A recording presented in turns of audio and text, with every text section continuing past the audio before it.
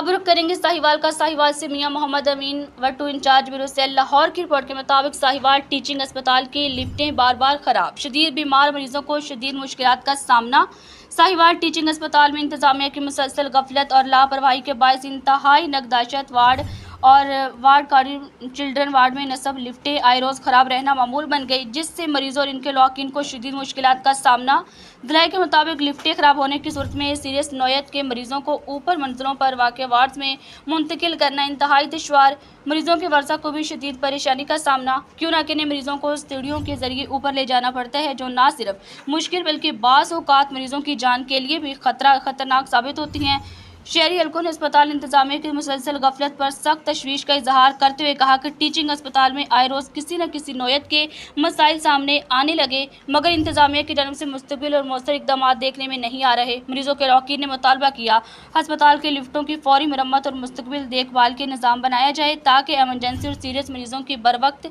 तिब्बी सहूलियत फराहम की जा